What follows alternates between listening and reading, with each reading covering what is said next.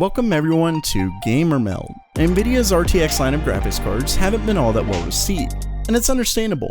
While the RTX 2080 Ti is quite a bit more powerful than its predecessor, it's a whole lot more expensive. And while it promises real-time ray tracing, the holy grail of graphics, there isn't a single game that currently supports it. That, along with the price issues, actually led Nvidia to keep their last generation GPUs around for a little longer. The sad part is that this came after nearly 2 years of inflated prices, making gamers that much more hopeful for new cards. Well, the disappointment doesn't seem to stop there. Maybe. Quite a bit of early adopters have been having issues with Nvidia's RTX 2080 Ti. Comment after comment on both Reddit and Nvidia's forums have shown issues ranging from artifacts to flat out GPU death.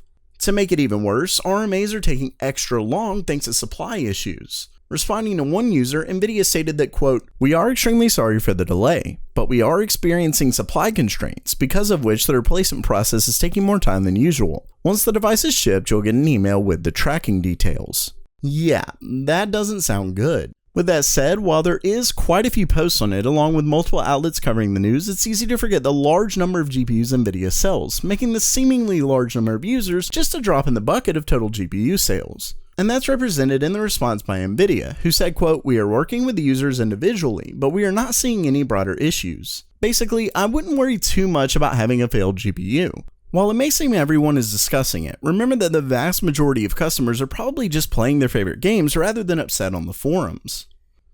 Next up for today, it looks like Apple is sticking to AMD with the announcement of an updated MacBook Pro, which will soon offer one of two mobile Radeon Pro Vega GPUs. Sadly, there's still no word on discrete mobile GPUs for Windows laptops, but hopefully that'll come soon. Either way, the Vega GPUs come equipped with 4GB of HBM2, helping them fit into tighter spaces thanks to the stacked RAM. The two models offered will be either Vega 16 or Vega 20, which correlates to exactly how many compute units each GPU comes with. The new configurations will be available starting November 14th.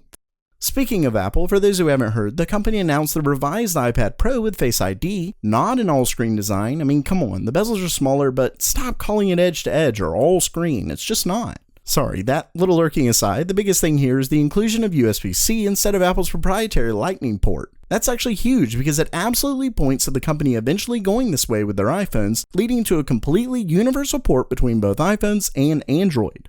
Obviously no one knows for sure, but I'd be surprised if they didn't, considering iPads have always used the same ports as their iPhones.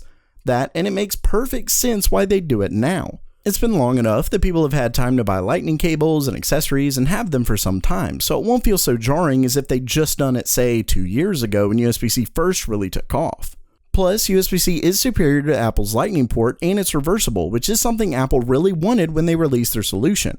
Of course, they could just move to fully wireless, though until something like that 15-foot wireless charging comes out, if it ever does, there's way too many downsides to do that at the moment, at least in my opinion.